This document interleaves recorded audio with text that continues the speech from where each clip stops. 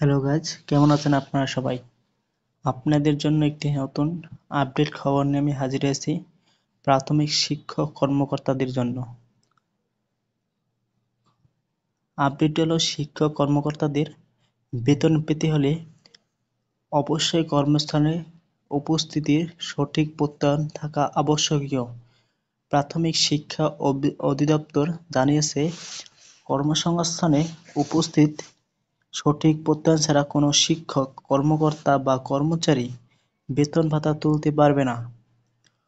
সোমবার ৮ই ডিসেম্বর প্রাথমিক শিক্ষা অধিদপ্তরের সহকারী পরিচালক সাধারণ প্রশাসন মোহাম্মদ নজরুল ইসলাম স্বাক্ষরিত জারি করে এক আদেশে এই তথ্য জানানো হয়।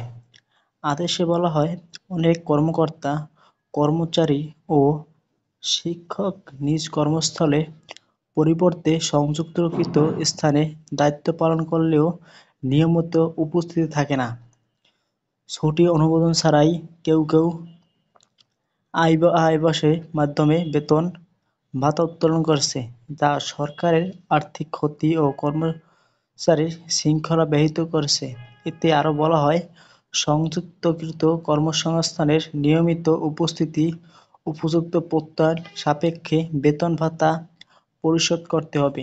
সংযুক্তকৃত কোনো ব্যক্তি অনুমোদন ছাড়া অনুপস্থিত থাকলে এবং তার বেতন উত্তোলন করা হলে সংশ্লিষ্ট আয়-ব্যয় নিয়ন্ত্রণকারী কর্মকর্তা দায়ী থাকবেন বলে জানানো হয়। আরও জানানো হয়, নতুন শিক্ষাবর্ষের শুরুতে শিক্ষার্থীদের কাছে বিনামূল্যে পাঠ্যপুস্তক পৌঁছে দিতে মাধ্যমিক ও উচ্চশিক্ষা অধিদপ্তর ৫টি গুরুত্বপূর্ণ নির্দেশনা জারি করে। মঙ্গলবার ৯ ডিসেম্বর মসুরি সহকারী পরিচালক মাধ্যমিক ১ এস.এম. জিয়াউল হায়দার হেনরি স্বাক্ষরিত বিজ্ঞপ্তিতে এই নির্দেশনা জানানো হয়। বিজ্ঞপ্তিতে বলা হয়, বিজ্ঞপ্তিতে বাংলা ও ইংরেজি ভার্সন, দাখিল এইচএসসি ও দাখিল ভোকেশনাল কারিগরি পর্যায়ে ২০২৬ শিক্ষাবর্ষে পাঠ্যপুস্তক মুদ্রণ পূর্বে সরবরাহ শুরু হয়েছে। শিক্ষার্থীদের কাছে সময়মতো মানসম্মত বই পৌঁছে দেওয়া ও বই বিতরণ প্রক্রিয়া নির্বিঘ্ন করতে শিক্ষা প্রতিষ্ঠানগুলোকে নির্দেশনাগুলো অনুসরণ করার অনুরোধ জানানো হয়েছে। ১.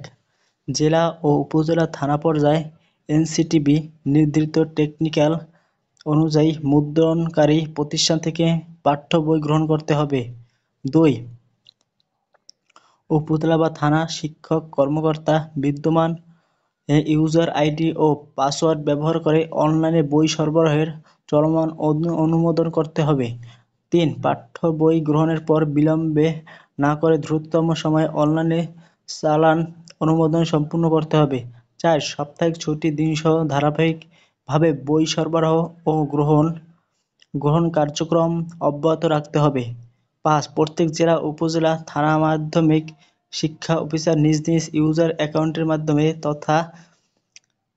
তথা থানা মাধ্যমিক শিক্ষা অফিসারের নাম, মোবাইল নম্বর স্বাক্ষর হালনাগাদ করে আপডেট করবে।